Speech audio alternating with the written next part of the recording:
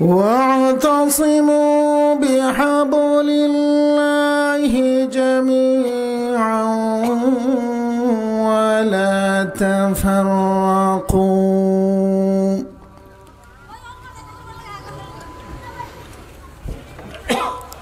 واذكروا نعمة الله عليكم إذ كنتم أعداء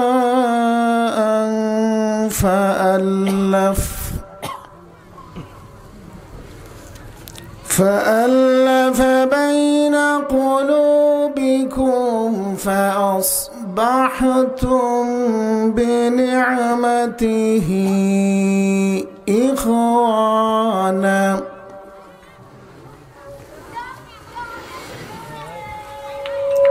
وكنتم على شفا حفرة من النار فأنقذكم منها كذلك يبين الله لكم آياته لعلكم تهتدون.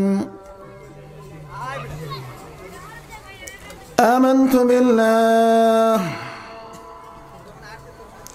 صدق الله العلي العظيم.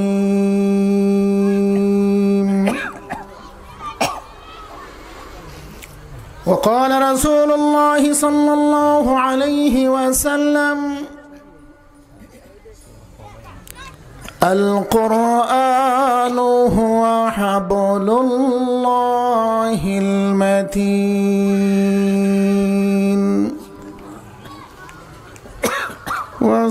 وصراطه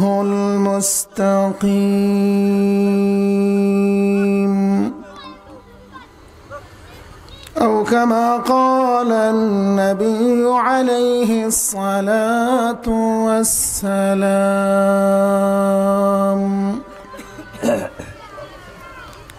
اللهم صل وسلم وبارك على سيدنا محمد وعلى آل سيدنا محمد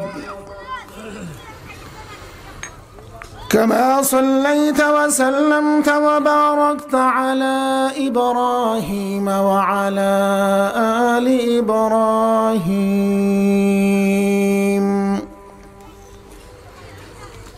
إنك حميد مجيد.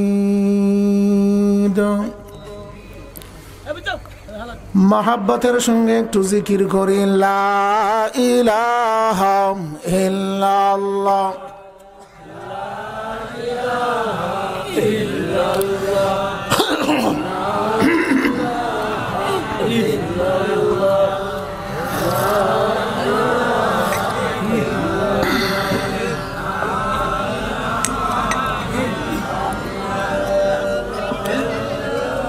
লা ইলাহা ইল্লাল্লাহ। জবান খুলে মোহাব্বতের সাথে লা ইলাহা ইল্লাল্লাহ লা ইলাহা ইল্লাল্লাহ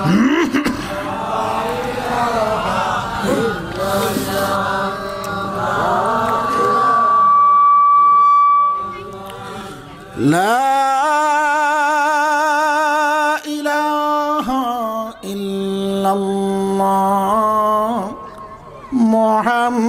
মুহাম্মাদুর রাসূলুল্লাহ।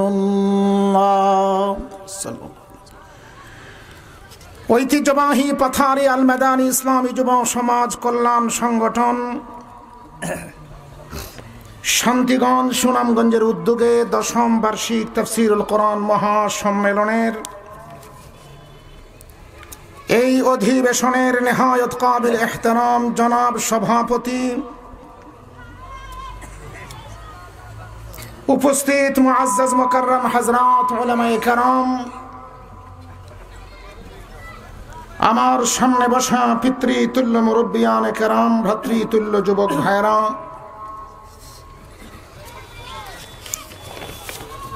আল মাদানী ইসলামী সমাজ কল্যাণ সংগঠনের সম্মানিত সভাপতি থেকে শুরু করে সকল সদস্যবৃন্দ,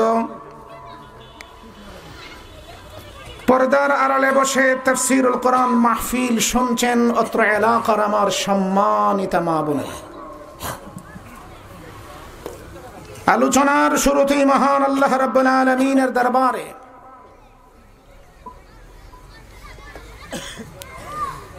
অসংখ্য অগণিত শুকরিয়া জ্ঞাপন করেছি যে মহান রব্বুল আলামিন আমাদের সকলকে দুনিয়ার সব রকমের পাপ পঙ্কিলতার মজলিস থেকে মুক্ত করে জান্নাতি এই বাগানে বুজুর্গ উলামায়ে কেরামের সোহবতে ধন্য হয়ে আল্লাহর পবিত্র কালাম কোরআনে মাজিদ তাফসীরের ছাত্র হয়ে কিছু সময় যে আল্লাহ পাক আমাদেরকে এখানে আসার বসার সুযোগ করে দিলেন, এই জন্য আমরা খুশি না বেজার? আসুন আমাদের সেই খুশিটুকু মহান রব্বুল আলামিনের ইবাদতে পরিণত করে দিয়ে অন্তরের অন্তঃস্থল থেকে আল্লাহ পাককে খুশি করার নিয়তে আল্লাহ পাকের দেয়া এই নিয়ামতের শুকর আদায় করে সকলেই জবান করে একবার বলি আলহামদুলিল্লাহ। আমার প্রাণের ভাইরা, আমার মনে হয় সমস্ত ভাইরা আমরা জবান খুলে আল্লাহ পাকের প্রশংসা এখনো করতে পারি নাই। আল্লাহর প্রিয় নবী মুহাম্মদ আরবি সাল্লাল্লাহু আলাইহি ওয়াসাল্লাম ইরশাদ করে বলেন, আল্লাহর কোন বান্দা বান্দি যদি খুশি হয়ে মহান মালিক আমাদেরকে, জবান খুলে আওয়াজ দিয়ে বলুন কে, আর একটু মহব্বতের সাথে মালিকের নামটুকু উচ্চারণ করে বলি কে? আল্লাহ পাকের প্রশংসা করে কেউ যদি সুবহানাল্লাহ, আলহামদুলিল্লাহ, আল্লাহু আকবার অথবা লা ইলাহা ইল্লাল্লাহ বলে, আল্লাহর প্রিয় নবী বলেন আসমান সমূহ এবং জমিনের এই শূন্য জায়গাটুকু আল্লাহ নেকি দ্বারা ভরপুর করে দেন। যারা প্রিয় নবী মুহাম্মদ আরবি মুহাম্মদ মুস্তাফা আহমদে মুজতবা সাল্লাল্লাহু আলাইহি ওয়াসাল্লামের সেই হাদিসের কথা শুনে সুবহানাল্লাহ বলেছেন, আপনাদের বিশ্বাস এই আমল বৃথা যাবে? বলুন, ফাউ যাবে? ফাউ যাবে না। মুহতারাম হাজিরিন, নবীজি বলেন আল্লাহ পাক রব্বুল আলামিন সর্বনিম্ন যেই জান্নাতীটা জান্নাতে যাবে, আমরাও আল্লাহর রহমতের উপরে ভরসা করে আশা করতে পারি আমরাও জান্নাতি হব ইনশাআল্লাহ। বলি সবাই, বলি সবাই, বলি সবাই, বলি এখনো বলি নাই কিন্তু। বলে কিভাবে বললেন? বলে পাথারিয়া বাজার এলাকার হাজার হাজার মানুষ থেকে নির্বাচিত করে আল্লাহ যেহেতু রহমতের সামিয়ানার নিচে আল্লাহর তৈরি রহমতের ফেরেশতা বেষ্টিত পরিবেশে জান্নাতি বাগানে বুজুর্গ উলামায়ে কেরামের চেহারা দর্শন করে সোহবত আদায়ের মতো মজলিস আল্লাহ নিয়ে এসেছেন।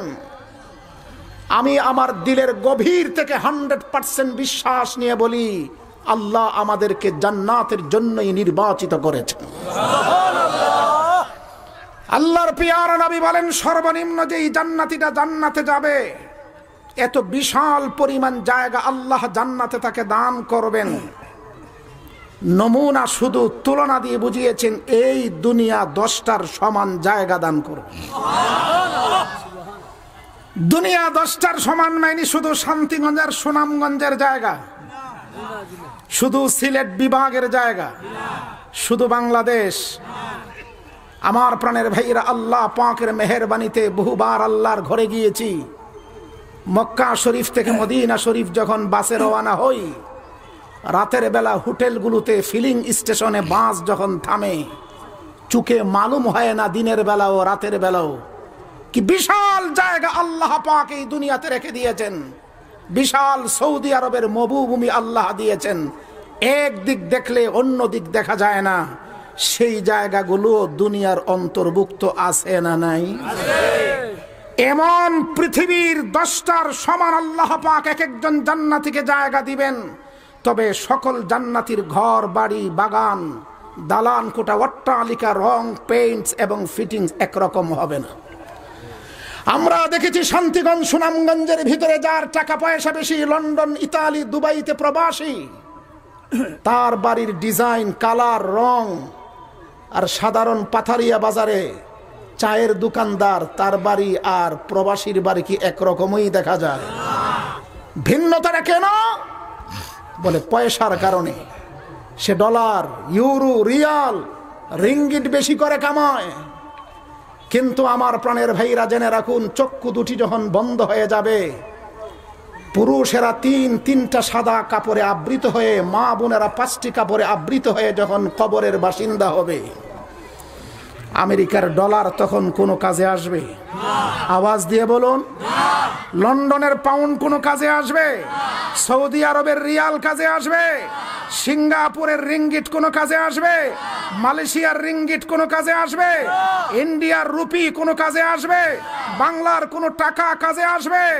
তখন টাকা আসবে আল মাদানী ইসলামী যুব কল্যাণ সমাজের উদ্যোগে আয়োজিত তাফসীর মাহফিলে বসে উলামায়ে কেরামের চেহারা দর্শন করেছেন, সুহবত আদায় করেছেন, পরকালের ফিকির নিয়ে বসেছেন, আল্লাহর মহব্বত নিয়ে বসেছেন, মুহাম্মাদুর রাসূলুল্লাহ সাল্লাল্লাহু আলাইহি ওয়াসাল্লামের ইশকার প্রেম নিয়ে বসেছেন, মাঝে মাঝে আল্লাহর নামে নারায়ে তাকবীর দিয়েছেন, আল্লাহ পাকের গুণগান বলে সুবহানাল্লাহ বলেছেন, সুবহানাল্লাহর পাশাপাশি আল্লাহু আকবার বলেছেন।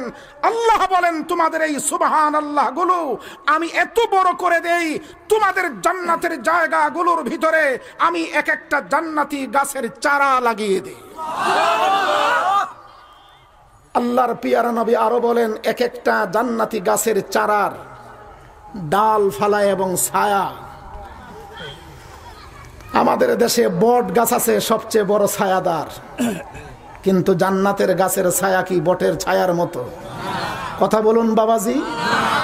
বলেন আল্লাহর নবী বলেন, তেজুদ্দীপ্ত একটা ঘোড়া 1 মাস দৌড়াবে, এরপরও জান্নাতি একটি গাছের ছায়া শেষ করতে পারবে না। আপনারা যারা এই পর্যন্ত তিনটি বার সুবহানাল্লাহ বলেছেন, আল্লাহর নবীর হাদিস অনুযায়ী 3টি জান্নাতি গাছের চারা আল্লাহর হুকুমে জান্নাতের বরাদ্দ বাড়িতে লেগে গেছে।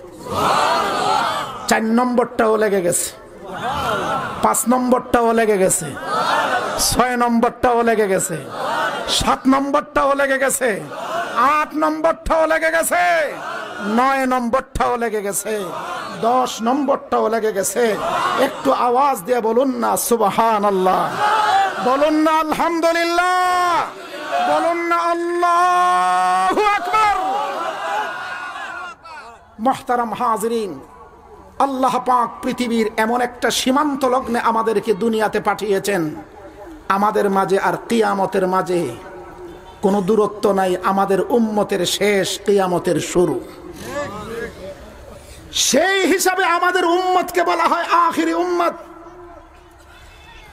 আল্লাহ পাক রব্বুল আলামিন এমন একজন মহান নবী আমাদেরকে দিয়েছেন, যেই নবীর মাঝে আর কিয়ামতের মাঝে মাঝখানে কোনো ফাটল নেই, কোনো ফারাক নাই, মাঝখানে কোনো নবী নাই। আমাদের নবী এই জন্য আখিরি পয়গম্বর, আখিরি নবী। নবীজির পরে নতুন কোন নবীর আর আগমন ঘটবে না, কিয়ামত শুরু হয়ে যাবে। সেই হিসাবে আমাদের নবীর আর একটা ডেফিনেশন হলো, তিনি আখিরি পয়গম্বর, আখিরি নবী। আল্লাহ পাক এমন একটা কিতাব আমাদেরকে আসমান থেকে পাঠিয়েছেন, যেই কিতাবটা নাজিল হতে 23টি বছর লেগেছে। আল্লাহ পাক আসমানি যতগুলো কিতাব নাজিল করেছেন, সবগুলো কিতাবের শেষ কিতাব আল কোরআনুল মাজিদ। কোরআনে মাজিদের পরে নতুন কোন কিতাব নাজিল হবে না কিয়ামতের পূর্ব পর্যন্ত। আওয়াজ দিয়ে বলেন কথা ঠিক কিনা? সেই হিসাবে আমরা আখিরি উম্মত। আমাদের নবীজি সাল্লাল্লাহু আলাইহি ওয়াসাল্লাম আখিরি পয়গম্বর। আমাদেরকে যে আল্লাহ পাক কোরআন দিয়েছেন, যেই কোরআনের তাফসিরুল কোরআন মাহফিল প্রতি 10 বছর যাবত হচ্ছে, সেই কিতাবটা হলো আখিরি কিতাব। বলুন আমরা আখিরি উম্মত। বলুন বলুন। আমাদের নবী আখিরি নবী, আমাদের কিতাব হলো আখিরি। হে আমার পাথারিয়া বাজারের মুসলমানেরা, শুধু এই ডেফিনেশনই আমাদের শেষ না। আল্লাহ রাব্বুল আলামিন আমাদেরকে আখিরি উম্মত বানিয়েছেন, সঙ্গে সঙ্গে আরেকটা মর্যাদার আসনে আমাদেরকে আসীন করেছেন, সেটা হলো আমরা সর্বশ্রেষ্ঠ উম্মত। সুবহানাল্লাহ বলতে পারলাম না? আমার প্রাণের ভাইরা, আল্লাহ পাক এমন একজন মহান নবী দিয়েছেন, তিনি শুধু আখিরি নবী না, তিনি সকল নবীর সেরা নবী, শ্রেষ্ঠ নবী। কথা বলুন ঠিক কিনা? আল্লাহ পাক এমন একটা আখিরি কিতাব আমাদেরকে কোরআনে মাজিদ দিয়েছেন, যেই কোরআনে মাজিদ শুধু আখিরি আসমানি কিতাব না, বরং সকল আসমানি কিতাবের সেরা এবং শ্রেষ্ঠ কিতাব। আওয়াজ দিয়ে বলেন ঠিক কিনা? আমার প্রাণের ভাইরা, আখিরি পয়গম্বর, শ্রেষ্ঠ পয়গম্বর, আখিরি কিতাব, শ্রেষ্ঠ কিতাব, আখিরি উম্মত, শ্রেষ্ঠ উম্মত মুহাম্মদুর রাসূলুল্লাহ সাল্লাল্লাহু আলাইহি ওয়াসাল্লামের ব্যাপারে আমাদের ঈমান, আমাদের আকীদা, আমাদের বিশ্বাস, আমাদের ভরসা, সব দিক থেকে বিশ্ব নবীর ব্যাপারে দুইটা আকীদা প্রত্যেকটা ইমানদার মুসলমানকে রাখতে হবে। তিনি একদিকে যেমন আখিরি নবী, তিনি আবার সকল নবীর শ্রেষ্ঠ নবী। নবী যেমন আখিরি শেষ নবী, তিনি আবার শ্রেষ্ঠ নবী। বলুন, এক নম্বর তিনি শেষ নবী। আমার সাথে বলুন, কি নবী? সবাই বলতে হবে মুসলমান, তিনি কি নবী? কি বলতে হবে? বলুন বলুন, কি বলতে হবে? আজকে ইসলামের নামে ডাকাতরা ডাকাতি করতেছে আমাদের ধর্ম নিয়ে। সেই ডাকাতদেরকে যদি চিহ্নিত না করি, আমাদের ঈমান নামন মহান দৌলত ডাকাতি হওয়ার, ছিনতাই হওয়ার, চুরি হওয়ার সম্ভাবনা আছে না নাই? এই জন্য বিশ্ব নবীর ব্যাপারে আমাদের দুইটা আকীদা এবং বিশ্বাস, এবং এই বিশ্বাসের কারণে আমরা ঈমানদার। এক নম্বর, তিনি সকল নবীর শেষ নবী। বলুন না, ঠিক বললে হবে না। বলুন, তিনি সকল নবীর। বলুন বাবাজিরা, বলুন, তিনি তিনি তিনি সকল নবীর শেষ নবী, তিনি সকল নবীর শ্রেষ্ঠ নবী। নবীজির ব্যাপারে দুইটা আকীদা এবং বিশ্বাস। এক নম্বর, তিনি সকল নবীর। বলুন বলুন। দুই নম্বর, তিনি সকল নবীর শ্রেষ্ঠ নবী। দুটো আকীদা বিশ্বাস 100% ইমানদার মুসলমানদের দিলের ভিতরে থাকতে হবে, জবানেও থাকতে হবে। কেউ যদি আমার নবীকে শেষ নবী মানে কিন্তু শ্রেষ্ঠ নবী মানে না, শাইখুল হাদিস দয় আমার ডান পাশে বসা, মাশাআল্লাহ আপনাদের এলাকার কৃতি সন্তানরা বসা, উলামায়ে কেরামকে ফতোয়া জিজ্ঞাসা করেন, আমার নবীকে, আপনার নবীকে যদি কেউ শেষ নবী মানে, শ্রেষ্ঠ নবী মানে না, বেঈমান কাফের, কোনো সন্দেহ নেই। ইহুদি এবং খ্রিস্টানরে আমরা মহব্বত করি না, বরং অপছন্দ করি। পছন্দ করি না অপছন্দ করি? অপছন্দ করি না। আচ্ছা যাক, মাশাআল্লাহ। কেন অপছন্দ করি? ইহুদি আর খ্রিস্টানদের সাথে আমাদের ধর্মের ফারাক আর পার্থক্যটা কোন জায়গায়? তারা আমাদের নবীকে তো শেষ নবী মানে, শ্রেষ্ঠ নবী মানে না। এই জন্য তারা বেঈমান, তারা কাফের। ইহুদিরা শেষ নবী মানে, কিন্তু আমার সাথে কথা বলতে হবে বাবাজিরা, কারণ আমি ছাত্র পড়াই না মানুষ। ছাত্ররা যদি সবকে কথা না বলে, আমার মনে হয় যে আমি কোনো কবরস্থানে ফাতিহা পাঠ করতে আসছি। আমার তো মনে হয় আমার ডামাম পাশে যেই সমস্ত যুবক ভাইয়েরা সমাজ সংগঠনের আছেন, জিন্দা তাজা প্রাণ কতগুলো ইমানদার মুসলমানকে নিয়ে বসেছি। এই জন্য আমাকে একটু আওয়াজ দিবেন। কোন কবরস্থানে আমি ফাতিহা পাঠ করার জন্য আসি নাই। ইসালে সোয়াব করলাম, চলে গেলাম। মুর্দায় কিছু জবাব দিল আর না দিল, আমি জিজ্ঞাসা করি পাথারিয়া বাজার এলাকার মুসলমানদেরকে, আপনারা জিন্দা না মুর্দা? জিন্দাটাও তো জিন্দার মতো হয় নাই। ওই যে ওরা একবারে চুপ।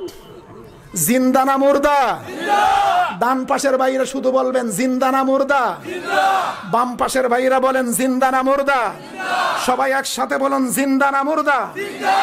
আমার নবীকে শেষ নবী মানে ইহুদি এবং খ্রিস্টানরা, কিন্তু শ্রেষ্ঠ নবী এই জন্য তারা বেদিন কাফের। এক জায়গায় কিন্তু সমস্যা, ওরাও গড মানে, আমরা বলি আল্লাহ, ওরা বলে গড, হিন্দুরা বলে ভগবান, শব্দের তারতম্য কাছাকাছি, কিন্তু আকীদা বিশ্বাসের সমস্যা। ইহুদিরাও মনে করে মুসা পয়গম্বর সকল নবীর সেরা নবী, খ্রিস্টানরা মনে করে ঈসা পয়গম্বর হলেন সকল নবীর সেরা নবী। আমাদের নবীর ব্যাপারে ইহুদি খ্রিস্টানদেরকে জিজ্ঞাসা করলে বলে, হ্যাঁ উনি আখিরি পয়গম্বর, আখিরি নবী, শেষ নবী, তবে উনি শ্রেষ্ঠ নবী না। নাউজুবিল্লাহ। আর একটু জোরে গান। সুতরাং ইহুদি আর খ্রিস্টানদের আলোচনা কোরআনের পাতায় পাতায় আল্লাহ করেছেন। এই জন্য মুহাম্মদুর রাসূলুল্লাহ সাল্লাল্লাহু আলাইহি ওয়াসাল্লাম মক্কার 13 বছরের নবুয়তের জিন্দেগিতে হিন্দু মুশরিকদের দ্বারা নির্যাতিত হয়েছেন। মদিনা শরীফে যাওয়ার পরে সবচেয়ে বেশি নির্যাতিত হয়েছেন ইহুদিদের দ্বারা। আওয়াজ দিয়া বলুন। ইহুদিরা তাদের তৌরাতের ভিতরে গোপন করে রাখতো, আঙ্গুল দিয়া নবীর গুণগান প্রশংসা যেখানে আঙ্গুল দিয়া চাইপা সামনে পড়ে যাইত। নবীর শ্রেষ্ঠত্ব তারা মানে নাই বিদায় ইহুদিরাও বেঈমান কাফের, খ্রিস্টানরাও। আমার প্রাণের ভাইরা, অন্য দিক থেকে আমাদের নবীকে শ্রেষ্ঠ নবী মানে, আরেকটা দল কিন্তু শেষ নবী মানে না। এমন দল আমাদের বাংলাদেশেও আছে। বাংলাদেশে যেই দলটা আছে নবীকে শ্রেষ্ঠ মানে, শেষ মানে না। বলুন, শ্রেষ্ঠ মানে শেষ মানে না। এদের বাংলা পরিচিতি হলো কাদিয়ানি। লেখায় পড়ায় খাতায় পত্রে তাদের পরিচয় হলো আহমদিয়া মুসলিম জামাত। কি নাম? আহমদিয়া নাম কেন? বলে এরা নবী মানে গোলাম আহমদ নামে পাঞ্জাবে জন্ম নেওয়া কুখ্যাত বেঈমান কাফের। আহমদ শব্দ থেকে, গোলামে আহমদ শব্দ থেকে আহমদিয়া নাম দিয়েছে। আমাদের নাম শুধু মুসলিম জামাত, আর ওই জামাতটার নাম হলো আহমদিয়া মুসলিম জামাত। আপনারা এখন স্বীকৃতি দিয়ে বলুন তো, নবীকে শ্রেষ্ঠ মানে ঠিক, কিন্তু শেষ মানে না। তারা বলে মুহাম্মদের পরে আমাদের গোলাম আহমদও একজন নবী। বহু দাবি ছিল গোলাম আহমদ কাদিয়ানের, ইংরেজের দালালের। এক সময় কয় আমি জিল্লি নবী, আবার কয় বুরুজি নবী, আবার কয় ছায়া নবী, আবার কয় নবীর সহকারী। এখন গোলাম আহমদ কাদিয়ানির অনুসারীরা নতুন আরেকটা দাবি উঠাইছে, বলে তিনি হলেন ইমাম মাহদি, তিনি হলেন মাসিহে মওউদ। আল্লাহর নবী যে হাদিসে বলে গেছেন, কিয়ামতের পূর্বে আমার এই উম্মতের মধ্যে একজন দাঈ আসবেন, যিনি ছিলেন সাবেক নবী, আল্লাহর কাছে দরখাস্ত করেছেন, বনি ইসরাইল খ্রিস্টান জগতের নবী হয়ে মনের সান্ত্বনা পাই নাই, ইয়া আল্লাহ, শ্রেষ্ঠ নবীর শ্রেষ্ঠ উম্মতের এত গুণগান পেয়েছি, আমাকে নবুয়তের দফতর থেকে দফতর ঠিক রাইখা আমাকে একজন নবীজির শেষ নবীর উম্মত বানাও। সেই দরখাস্ত কবুল করতে গিয়া আল্লাহ পাক ঈসা পয়গম্বরকে আজকে 2022 বছর যাবত আসমানে উত্তোলিত করে রেখেছেন। তিনি কিয়ামতের পূর্বে আসবেন নবী হইয়া, না আমার নবীর উম্মত হইয়া? গোলাম আহমদ কাদিয়ানির দলেরা বলে তিনি শেষ নবী না, তারপরও গোলাম আহমদ নামে একজন নবী আসছে। আমাদের দেশের উলামায়ে কেরাম বারবার মুনাজারা করে তাদেরকে পরাজিত করেছেন। এই জন্য এখন সুবিধা পেয়েছে আরেকটা দাবির মাধ্যমে, কই উনি ইমাম মাহদি, উনি মাসিহে মওউদ, ওয়াদাকৃত মাসি ঈসা একজনই, দুই ব্যক্তি, ইনি ইমাম মাহদি, ইনি হযরতে ঈসা পয়গম্বর। আওয়াজ দিয়া বলেন নাউযুবিল্লাহ। মুহতারাম হাজিরিন, সোশ্যাল মিডিয়ার যুগ। আমাদের বাংলাদেশে তাদের একটা চ্যানেল চলে সত্যের সন্ধানে। গোলাম আহমদ কাদিয়ানির চালা চামুন্ডারা এইখানে বারবার প্রমাণ করতে চায়, আমাদের যুব সমাজকে বিভ্রান্ত করতে চায়, সাধারণ শিক্ষিত লোকদেরকে বিভ্রান্ত করতে চায়।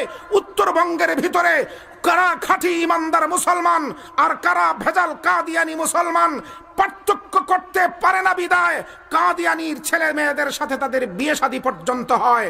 মুসলমানি পাসপোর্ট বানিয়ে মক্কা শরীফ মদিনা শরীফ গমন করে মৃত্যু মৃত্যুবরণ করার পরে মুসলমানের কবরস্থানে তাদেরকে দাফন পর্যন্ত করে।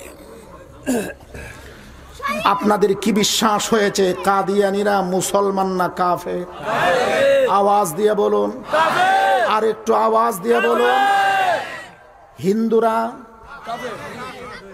আপনাদের পাথারিয়া বাজারের কবরস্থানে কোনো হিন্দুর কবর হয় না। কেন হয় না? তারা বেঈমান কাফের। তাইলে আমাদের সাধারণ মুসলমানের কবরে কোনো কাদিয়ানী বেঈমান কাফেরের কবর হইতে? আপনাদের এলাকার ভিতরে কোনো হিন্দুর ছেলে মেয়ের সাথে পাথারিয়া বাজারের মুসলমানের ছেলে মেয়ের বিয়ে হয় না। কেন? তারা বেদিন কাফের। কাদিয়ানীরাও তেমন।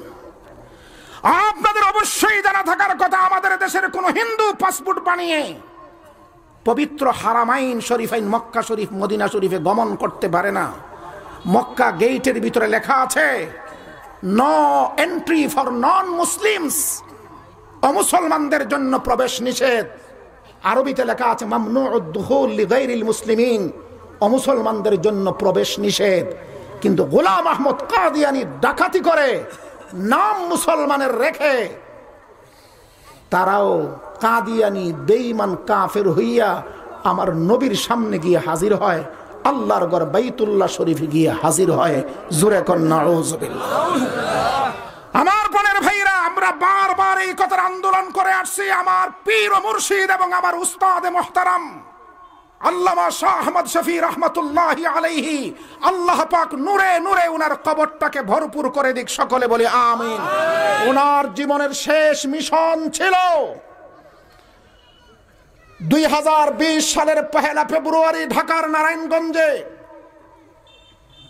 বিশাল জমায়েত হয়েছে। হযরত বলে গিয়েছেন আমার জীবনের শেষ মিশন বাংলার জমিনে কাদিয়ানীদেরকে অমুসলিম ঘোষণা করতেই হবে। আপনারাও কি এই দাবির সাথে একমত আছেন? আওয়াজ দিয়ে বলেন। দরগাপুরের মুহতামিম শাইখুল হাদিসগঞ্জ যদি আওয়াজ দেন, আল্লাহর নবীর খতমে নবুয়তকে রক্ষার আন্দোলনে যদি রাজপথে মাঠে নামতে হয়, পাথারিয়ার যুবকদেরকে জিজ্ঞাসা করি কারা কারা খতমে নবুয়তের সিপাহী হিসেবে রাজপথে রক্তের বন্যা বয়ে দিতে প্রয়োজন হলে শাহাদাত বরণ করার জন্য কারা কারা প্রস্তুত?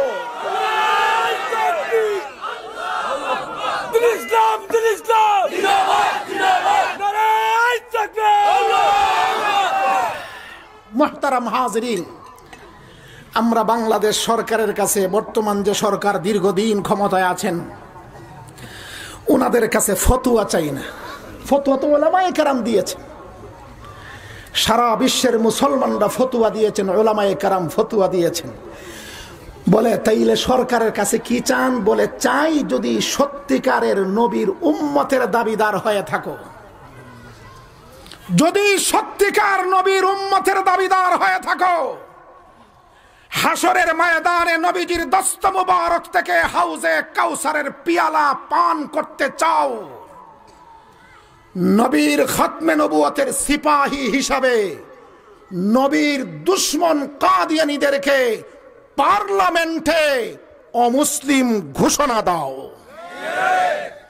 এই দাবির সাথে আপনারা সকলে একমত আছেন? আমাদের এই দাবি বারবার বলি।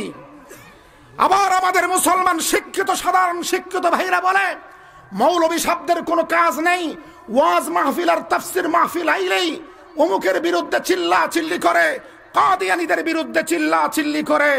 বলে আমরা যেহেতু ধর্মের পাহারাদার, কোরআন এবং হাদিসের পাহারাদার, পাহারাদার ব্যক্তির কাজ হলো বাজারে পাহারাদারি করে, বাড়িতে পাহারাদারি করে, মিল ফ্যাক্টরিতে পাহারাদারি করে, সিকিউরিটির কাজ করে।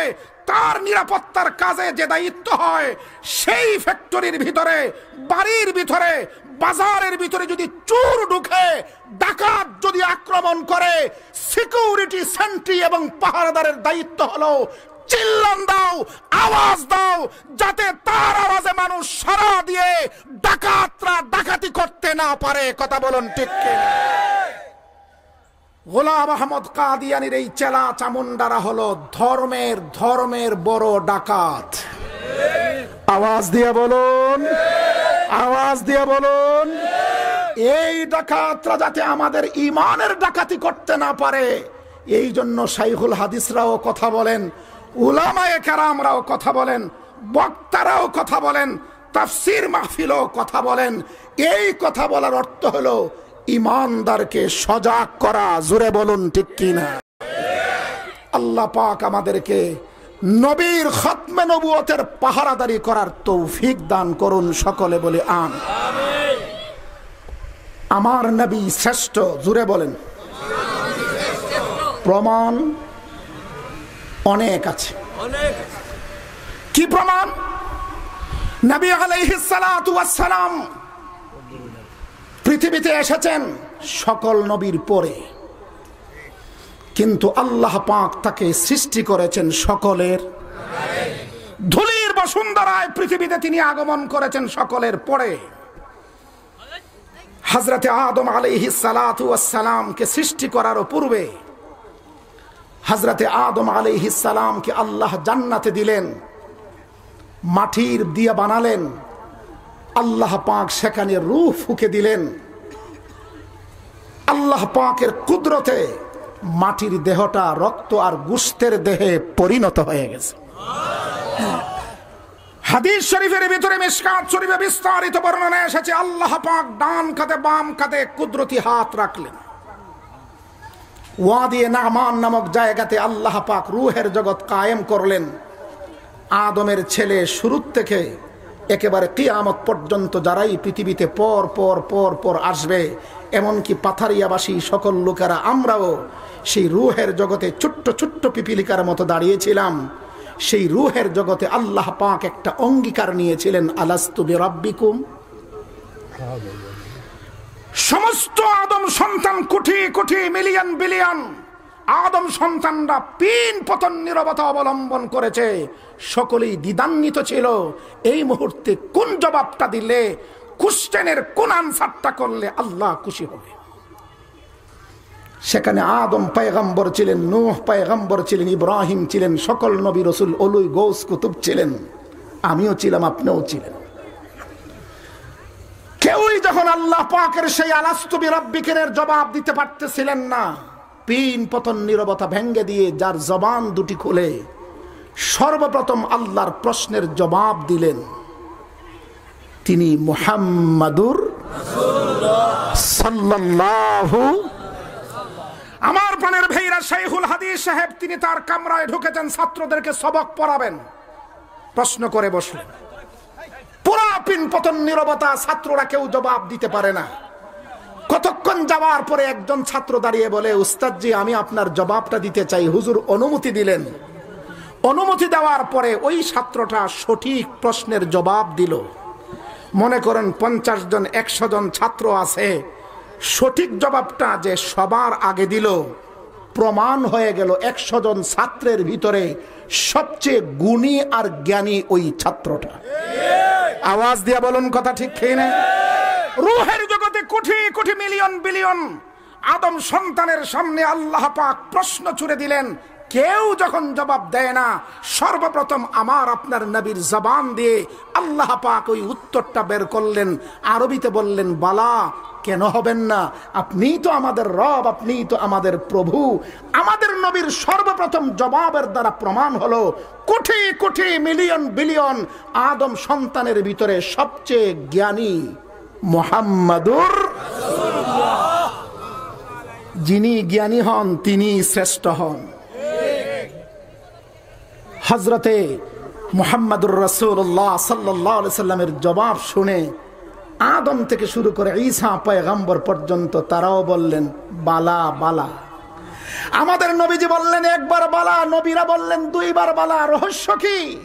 রহস্যটা হলো প্রথম বালা দিয়া বিশ্ব নবী, শ্রেষ্ঠ নবীর জবাবকে সমর্থন করে বললেন, উনি যে জবাব দিয়েছেন প্রথম বালা বলে ওনার জবাবকে আমরা সমর্থন করলাম, দ্বিতীয় বালা বলে আমাদের পক্ষ থেকে আপনার জবাব দিলাম। ও আমার পথের মুসলমান, আমরা যারা উম্মতেরা ছিলাম, সকল উম্মতেরা সমস্ত নবীদের বালা বালা শুনে আমরা বলেছিলাম তিনবার বালা বালা বালা। এক নম্বর বালার দ্বারা মুহাম্মাদুর রাসূলুল্লাহ সাল্লাল্লাহু আলাইহি ওয়াসাল্লামের জবাব সমর্থন করেছিলাম। দুই নম্বর বালার দ্বারা সকল নবী রাসূলদের জবাবকে সমর্থন করেছিলাম। তিন নম্বর বালা বলে আমাদের সকল উম্মতের পক্ষ থেকে আল্লাহর রুবুবিয়তের স্বীকৃতি দিয়েছিলাম। রূহের জগতে আল্লাহ পাক সকল আদম সন্তানকে একত্রিত করে প্রশ্ন ছুড়ে দিয়ে বিশ্ব নবীর জ্ঞানের প্রতিযোগিতায় নাম্বার 1 করে প্রমাণ করলেন রূহের জগতেও আমার নবী সকল আদম সন্তান নবী রসুল গৌস কুতুব থেকে শ্রেষ্ঠ জ্ঞানী। জুড়ে বলেন কথা ঠিক কিনা? রূহের জগতে তিনি প্রমাণিত হলেন শ্রেষ্ঠ। তিনি আসলেন দুনিয়ার জগতে সকলের পরে। আমি লম্বা চড়া কোনো আলোচনায় যেতে পারবো না, শুধুমাত্র একটা কথা বলি দুনিয়ার জগতে যে তিনি শ্রেষ্ঠ প্রমাণিত হয়েছে। আমার নবী আপনার নবীকে আল্লাহ পাক হাজার হাজার মুজিজা দিয়েছেন, সকল নবী রাসূলকেই কম বেশি দিয়েছেন, কিন্তু আমাদের নবী যেমন শ্রেষ্ঠ নবী তার মুজিজাটাও ছিল সকল নবীর শ্রেষ্ঠ মুজিজা।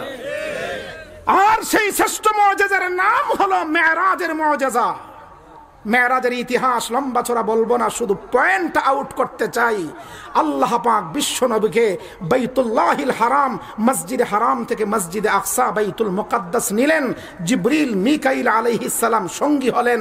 বুরাকে আনা হলো, বাইতুল মুকাদ্দাসে পৌঁছে যাওয়া হলো। পট পট বাইতুল মুকাদ্দাসের দরজাগুলো খুলে দেওয়া হলো। আদম পয়গম্বর থেকে ঈসা পয়গম্বর পর্যন্ত হাজার হাজার লাখ পয়গম্বর তাকে ওয়েলকাম মারহাবান জানাইলেন। কেউ বললেন মারহাবান বিল ইবনে সালেহ, হে আমার নেককার পুত্র তোমাকে সাধুবাদ জানাই, মারহাবা দেই, তোমাকে অভিবাদন জানাই। আবার কোন কোন নবী বললেন মারহাবান বিল আখি সালেহ, ও আমাদের নেককার ভাই তোমাকে সাধুবাদ জানাই, আসো। বিশ্ব নবীকে বরণ করা হলো বাইতুল মুকাদ্দাসে। নবীজি বলেন কিছুক্ষণ পরিচয় পর্ব শেষ হতে না হতেই জিবরিল আলাইহিস সালাম আজান দিলেন। আজান দিলে কি করা লাগে? নামাজ পড়া লাগে। আজান দিলে কি করা লাগে? কিছুক্ষণ পরে হযরতে জিবরিল আলাইহিস সালাম ইকামত শুরু করলেন। নবীরাও যার যার কাতারে দাঁড়িয়ে গেলেন।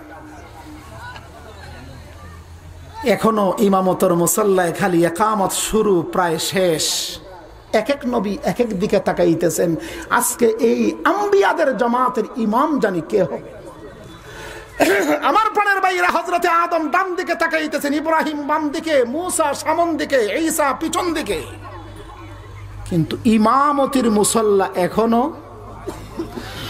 ও আমার প্রাণের ভাইরা, পাতারিয়া বাজারের মুসলমান, ইকামত শেষ করে জিবরিল আলাইহিস সালাম বিশ্ব নবী শ্রেষ্ঠ নবী শেষ নবীর হাত মোবারক ধরে বলেন, ওগো নবীজি, হাজার হাজার লাখো আম্বিয়ায়ে কেরামের এই জামাতে একমাত্র যোগ্য ইমাম হলেন আপনি। আপনাকে ছাড়া অন্য কোন নবী আজকে ইমামতি করবেন না, ইমামতি করবেন না। মেহেরবানি করে কদম সামনে বাড়ান, আর সকল নবী রাসূলকে নিয়া 2 রাকাত নামাজ পড়িয়ে দিন। আল্লাহর নবী কদম বাড়ালেন, সমস্ত নবীদেরকে নিয়া 2 রাকাত নামাজ পড়লেন। আমার প্রাণের ভাইরাম, আল্লাহর নবী মেরাজ যাবেন আসমানে, মেরাজ যাবেন জান্নাতে জাহান্নামে। ওইখান থেকে বাইতুল মুকাদ্দাস কেন গেলেন? কেন গেলেন তার রহস্য হলো, আল্লাহ শুধু রূহের জগতে শ্রেষ্ঠত্ব প্রমাণ করেন নাই, দুনিয়ার জগতেও আমার নবী আপনার নবী সকল নবীর মাঝে শ্রেষ্ঠ। জুড়ে বলেন কথা ঠিক কিনা? মুহতারাম হাজরিন, এইভাবে রূহের জগতেও তাকে শ্রেষ্ঠত্ব প্রমাণ করলেন, দুনিয়ার জগতেও আল্লাহ পাক শ্রেষ্ঠত্ব প্রমাণ করলেন। আবার এই নবীজিকে যখন হাসরের ময়দানে উঠানো হবে, সমস্ত উম্মতেরাই উঠবে। নবী মুহাম্মদুর রাসূলুল্লাহ সাল্লাল্লাহু আলাইহি ওয়াসাল্লামকে হাসরের ময়দানে আল্লাহ স্পেশাল একটা মর্যাদা দিবেন, আর সেই মর্যাদার নাম হলো হাউজে কাউসার দিবেন। ওই হাউজে কাউসারের পেয়ালা নবীজি দস্ত মুবারক দিয়ে ভরে ভরে পান করাবেন, নবী শুধু তার উম্মতকেই পান করাবেন। একটি পেয়ালা যদি আমি আপনি পান করতে পারি, আল্লাহর নবী বলেন জান্নাতে যাওয়া পর্যন্ত আর পিপাসা লাগবে না।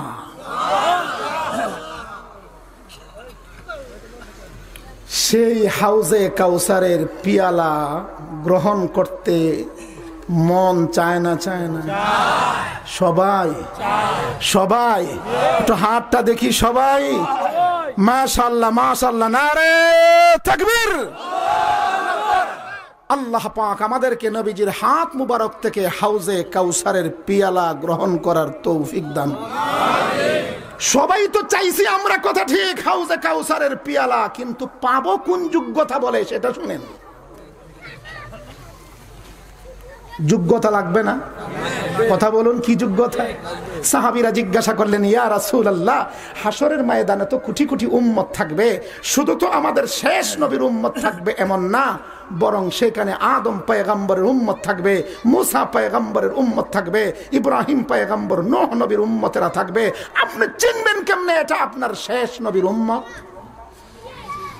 বিশ্বনবী মুহাম্মদ আরবি সাল্লাল্লাহু আলাইহি ওয়াসাল্লাম জবাব দিয়ে বলবেন, সেই ব্যবস্থাও আমার আল্লাহ আমার উম্মতের জন্য করে দিবেন। সেই কি করে দিবেন এটা একটু শুনবেন, আমল করবেন তো?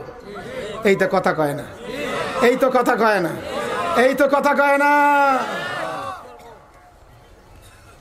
আল্লাহর নবী বলেন, আল্লাহ পাক আমার উম্মতকে নামাজ দিয়েছেন 5 ওয়াক্ত। নামাজ কয় ওয়াক্ত ফরজ? কই আপনাদের এলাকায় জুমার নামাজে যেই পরিমাণ মুসল্লি হয় পাঞ্জাগানায় ইমাম সাহেব আছেন নি এখানে? হয়। ফজরের নামাজে কি জুমার মুসল্লি হয়? আরে ভাই কোনোখানেই হয় না। পাথারিয়া বাজার কেন আর শান্তিগঞ্জের সুনামগঞ্জ কেন, আমার ঢাকার মসজিদেও হয় না। জুমার দিন যেই উপচে পড়া ভিড়, পাঞ্জাগানায় কোনো ভিড় নাই, 1 কাতার 2 কাতার, বড় জোর 3 কাতার। কথা বলুন আমার প্রাণের ভাইরা, জুমার দিনে উপচে পড়া ভিড়, ইমাম সাহেব পেরেশান, খতিব পেরেশান, মুয়াজ্জিন পেরেশান, খাদেম পেরেশান, মসজিদ কমিটির সেক্রেটারি, সভাপতি, ক্যাশিয়ার পেরেশান, রাস্তাঘাট সব বারান্দা ঝাড়ু দাও, মুসল্লিদের উপচে পড়া ভিড় হবে। কিন্তু যেই জুমার নামাজটা শেষ, আসরের নামাজে মুসল্লির সংখ্যা যেই সেই। আপনাদের এলাকা মনে হয় ভিন্ন? হ্যাঁ, সেম। মাশাআল্লাহ, সেম। কই যায় এত মুসল্লি? বলে জুমার নামাজে বিদেশ থেকে আসছিল, আবার আসরের নামাজের আগে বিদেশ টিকিট লাগিয়ে গিয়েছে। এমন আশ্চর্যের ব্যাপার, খোঁজ নিয়ে দেখা গেছে আসরের নামাজের পরে সভাপতি কোন, সেক্রেটারি কোন, ক্যাশিয়ার কোন, মুসল্লি কোন, সব লম্বা লম্বা সিরিয়াল দেখায় টিভিতে ব্যস্ত। নামাজের কোনো খবর নাই। শুধু জুমার নামাজ ফরজ আর পাঞ্জাগানা নফল। কে আপনাদেরকে এই ডিভাইডিং করার সুযোগটা দিল বুঝলাম না। পাঞ্জাগানা মুসল্লি কম এবং জুমাতে পাওয়া যায় না, জুমাতে পাওয়া যায়, পাঞ্জাগানায় পাওয়া যায় না। এই ডিভাইডটা কোত্থেকে তৈরি হলো এটা আল্লাহ মালুম। তবে আমার কাছে একটা এই প্রশ্নের একটা জবাব আছে, যদি অনুমতি দেন বলে ফেলবো। আমার মসজিদের ভিতরে নিয়মিত আমি মুসল্লিদের লিখিত একটা প্রশ্নের জবাব দেই। একটা প্রশ্ন তিনি 1 সপ্তাহ আগে করবেন, পরের সপ্তাহে জবাব পাবেন। একজন মুসল্লি কাগজে লিখে পাঠাইছে, হুজুর আমরা জানতে পারছি 3টা জুমা যদি একত্রে কেউ নাকি ছেড়ে দেয়, তার নাকি বউ তালাক হয়ে যায়। আপনারা তো নাউজুল্লাহ বলেছেন, কিন্তু এই প্রশ্নের মাধ্যমে আমি একটা সমাধান খুঁজে পেয়েছি।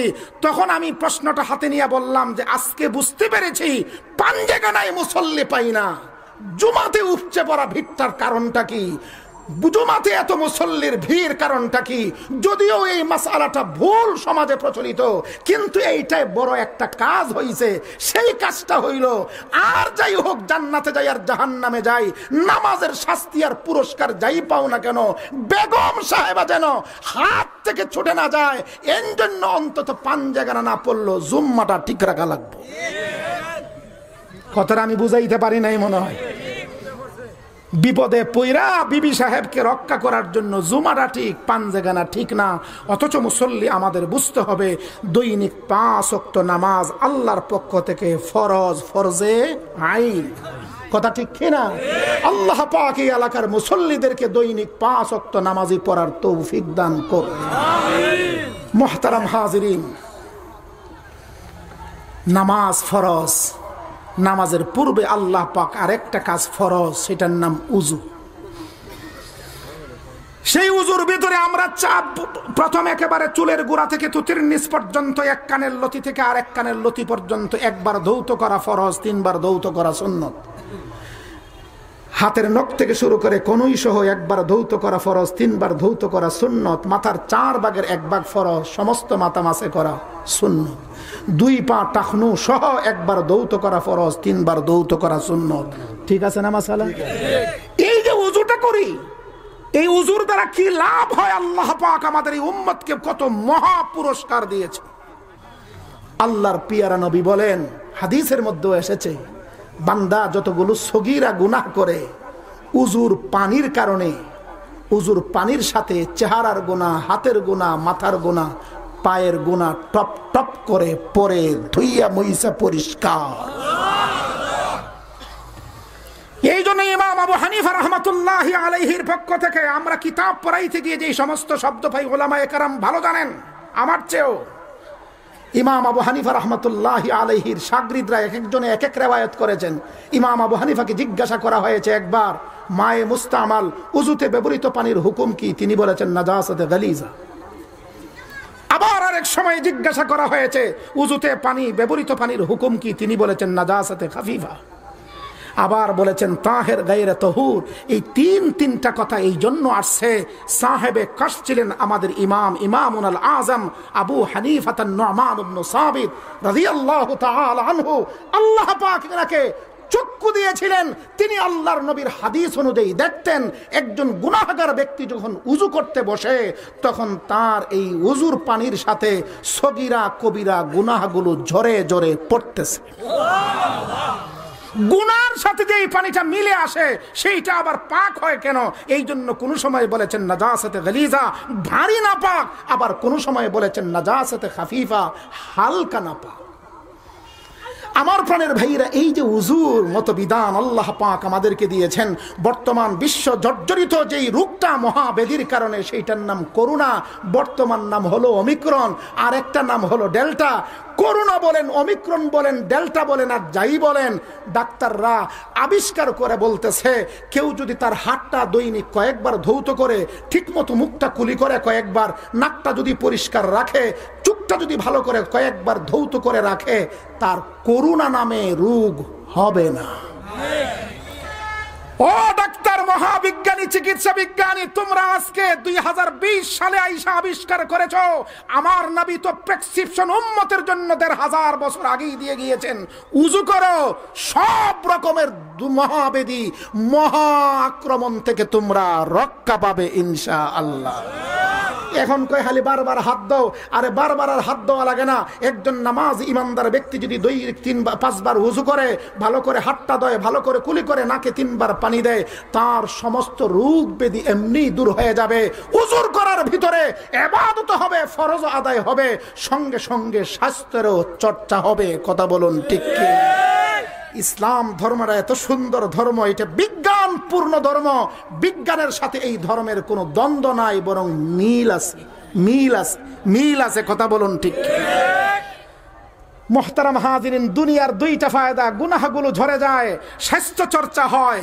3 নম্বর যেই লাভটা হাসরের ময়দানে হবে, সেই লাভটার নাম হলো, আল্লাহর নবী বলেন, গুররাম মুহাজ্জালিনা মিন আসারিল ওয়াজু।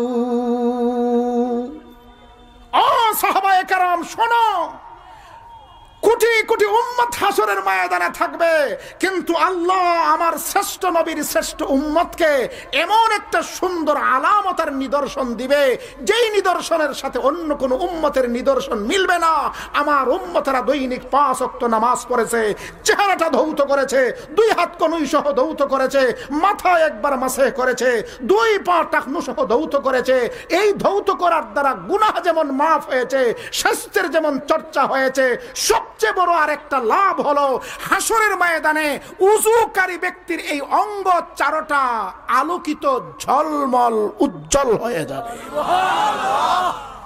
এই যে লাইট পোস্টে লাইট জ্বলতেছে, দূর থেকে চেনা যায় না, যায় না।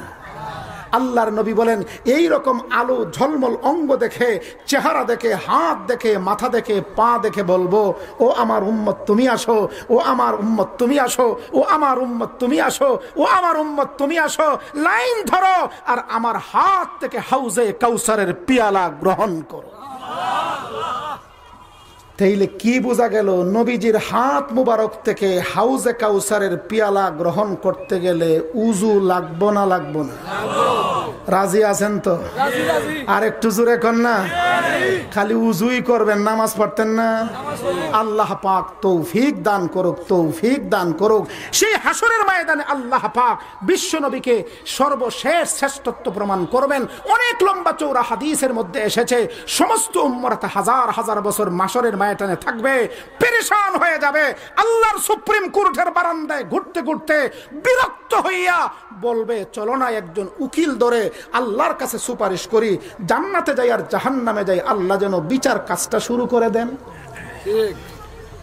সমস্ত উম্মতেরা মিলে সিদ্ধান্ত নিব, চলো বাবার কাছে যাই। বাবা তো উকিলও, নবীও, আবার আমাদের বাবাও, তার দরদটা বেশি। বাবা আদমের কাছে যাবে, হজরতে আদম বাহানা পেশ করে বলবেন, ওই লম্বা আলোচনার দিকে গেলাম না। তিনি বলবেন, আমার বড় ভয় লাগতেছে, আজকে যদি জিজ্ঞাসা করি, আজকে যদি আমি যাই আল্লাহর কাছে সুপারিশ করতে, আর আল্লাহ যদি জিজ্ঞাসা করে বসে, আদম জান্নাতে দিয়েছিলাম, ফল খাইতে নিষেধ করেছিলাম, আগে জবাব দাও ফল কেন খেয়েছো, তাইলে আমার জবাব দেওয়ার কোনো সুযোগ থাকবে? তোমরা বরঞ্চ হযরতে নূহ নবীর কাছে যাও। হযরতে নূহ আলাইহিস সালামের কাছে সমস্ত উম্মতেরা আমার প্রাণের ভাইরা যাইবে। তিনি একটা বাহানা পেশ করে বলবেন, আমার পুত্র কেনান আল্লাহর অবাধ্য ছিল, আমার অবাধ্য ছিল। যখন সে নদীতে ডুবে যাচ্ছে, পানিতে, বন্যাতে, আমি আল্লাহকে বলেছিলাম ইন্নাহু মিন আহলি, সেও তো আমার রক্তবাহী বংশধর সন্তান, আমার নৌকাতে উঠাই নেই, আমার জাহাজে উঠাই নেই। আল্লাহ ধমক দিয়ে বলছেন, ইন্নাহু লাইসা মিন আহলিক, সে তোমার পরিবারভুক্ত নয়, সে কাফের। ঈমানদারি কেবল তোমার পরিবারভুক্ত হতে পারে, কোনো বেদিন কাফের তোমার পরিবারে ভুক্ত হতে পারে না। আল্লাহ যদি জিজ্ঞাসা করে, কেন আমি নিষেধ করার পর অন্যায় আবদার করেছিলাম, জবাব দাও, আমি নূহ আল্লাহর জবাব দিতে পারবো না। এইভাবে ইব্রাহিম পয়গম্বরের কাছে যাবেন, এইভাবে মূসা নবীর কাছে যাবেন, আরো নাম জানা অজানা নবীদের কাছে যাবেন, ঈসা পয়গম্বরের কাছে যাবেন। সকলেই এক একটা বাহানা পেশ করে করে সকলেই যখন তাড়িয়ে দিবেন, আমাদের উম্মতের আর যাবার যখন কোনো ভরসার স্থল থাকবে না, তখন সকলেরই মেমোরিতে আসবে, আমাদের তো একটা ভরসার স্থল আছে, যিনি শেষ নবী, শ্রেষ্ঠ নবী। নামটা মহব্বতের সাথে বলুন তো, আর একটু মহব্বতের সাথে বলুন, মুহাম্মাদুর রাসূলুল্লাহ সাল্লাল্লাহু আলাইহি ওয়াসাল্লামের কাছে সমস্ত উম্মতের প্রতিনিধিরা যাবে, যাইয়া দেখবে আল্লাহর নবী হাউজে কাউসারের মিম্বরে বৈশা পানি পান করাইতেছেন উম্মতকে। উম্মতেরা বলবে, হুজুর আদমের কাছে গেছি, শেষ পর্যন্ত ঈসার কাছে গিয়েছি, কেউ আল্লাহর কাছে সুপারিশ করার জন্য রাজি হয় না। এখন যদি আপনি আল্লাহর দরবারে না যান, আমাদের আর যাবার মতো কোনো জায়গা থাকবে না। তখন আল্লাহর পিয়ারা পয়গম্বর, আমাদের শেষ নবী, শ্রেষ্ঠ নবী, কোনো বাহানা পেশ না করে মিম্বর থেকে নবীজি উঠে যাবেন, মাকামে মাহমুদের স্থলে চলে যাবেন, আল্লাহ পাকের প্রশংসা করবেন সেজদায় পড়ে। এত বেশি, এত বেশি, এত বেশি আল্লাহ পাকের প্রশংসা করবেন। আল্লাহ পাকের আরশ থেকে আল্লাহ জিজ্ঞাসা করবেন, ইয়া মুহাম্মদ ইরফা রাসাকা ওয়াশফা তুশাফা ওয়াসাল তুতা, ও মুহাম্মদ মাথা উত্তোলন করো, তুমি সুপারিশ করো, তোমার সুপারিশ কবুল হবে, তুমি যা চাও তা তোমাকে দেওয়া হবে। প্রমাণ হয়ে গেল রূহের জগতেও তিনি শ্রেষ্ঠ, দুনিয়ার জগতেও শ্রেষ্ঠ, হাসরের ময়দানে জান্নাতে যাওয়ার আগেও শ্রেষ্ঠ। এই শ্রেষ্ঠ নবীর উম্মত হতে পেরে খুশি না বেজার? আর একটু জোরে কান, চিৎকার দিয়ে বলেন আলহামদুলিল্লাহ। এই শ্রেষ্ঠত্ব খালি পাইলে হবে না, পদ পাইলেন সভাপতির, সভাপতির কাজ করলেন না, ম্যানেজারের পদ পাইলেন, কাজ করলেন না, এমপির পদ পাইলেন, কাজ করলেন না, মন্ত্রীর পদ পাইলেন, কাজ করলেন না, প্রধানমন্ত্রীর পদ পাইলেন, কাজ করলেন না, প্রেসিডেন্টের পদ পাইলেন, কাজ করলেন না। বলুন তো পদ কত বছর থাকবে? কথা কয় না, কথা কয় না। শুধু শ্রেষ্ঠ উম্মত আর শ্রেষ্ঠ নবীর পদ পাইলেই হবে না, শ্রেষ্ঠ উম্মত আল্লাহ দিয়েছেন। এই শ্রেষ্ঠত্বকে ধরে রাখার জন্যই তাফসীরুল কোরআন মাহফিলের আয়োজন হয়েছে। আল্লাহ পাক এই উম্মতকে শ্রেষ্ঠত্ব দিয়েছেন।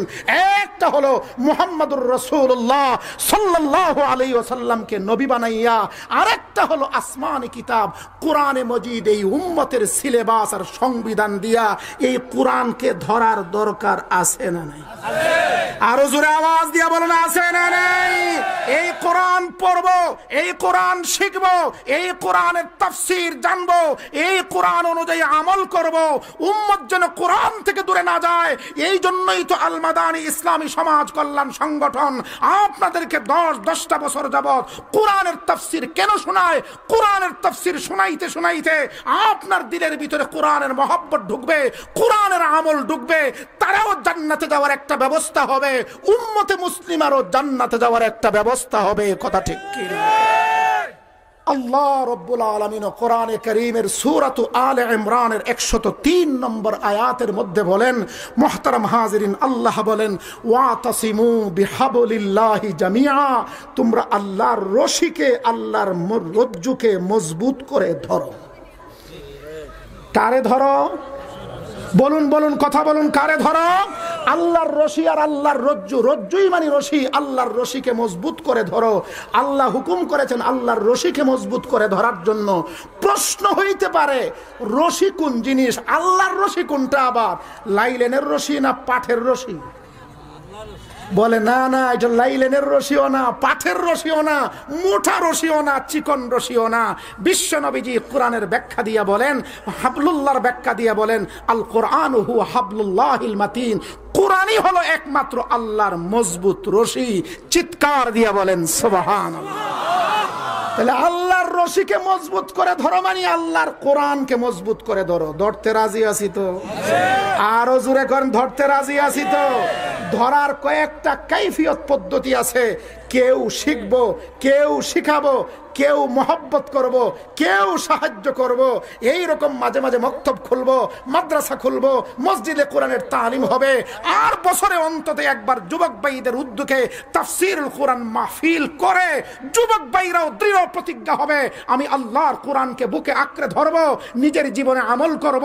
আমার পাথারিয়া বাজারের সকল মুসলমান নারী পুরুষ বুকে আগলে ধরবো আল্লাহর কোরআনকে। কারা কারা রাজি আছেন একটু হাতটা জাগিয়ে বলেন। আল্লাহ পাক কবুল করুক, সকলে বলি আমিন। আমি আর 2 মিনিটের ভিতরে আমার কথা শেষ করে ফেলছি। নাম্বার 1, একটা প্রশ্ন হইল, আল্লাহ তার কোরআনকে তুলনা দিলেন রশির সাথে কেন? আল্লাহ কি দুনিয়াতে আর কোনো তুলনা পাইছিলেন না? আল কোরআন হুয়া হাবলুল্লাহিল মাতিন। শেষ কথাটা হইল, আল্লাহ পাক কোরআনকে রশির সাথে তুলনা দিয়েছেন এই জন্য আমরা ছিলাম জান্নাতে, পড়ে গেছি দুনিয়ার গর্তে, কত নিচে যে পড়ছি। আমরাও দেখেছি পাথারিয়া বাজার এলাকায় গর্তের ভিতরে কেউ পড়ে গেলে ফায়ার সার্ভিস বলেন আর সাধারণ মাধ্যম বলেন, রশি ছাড়লে বলে ধরো, আমরা গর্তের উপর থেকে টাইন্না টাইন্না তোমারে উঠায় ফেলবো। আমরাও দুনিয়ার গর্তে পড়ছি। এই দুনিয়ার গর্তের থেকে আবার যদি জান্নাতে উপরে যাইতে চায়, আল্লাহর কোরআন নামক রশ্মিকে ধরলে আল্লাহ বলেন আমি আবার টেনে টেনে তোমাদেরকে জান্নাতে পৌঁছায় দিই। وآخر دعوانا أن الحمد لله رب العالمين. السلام عليكم ورحمة الله.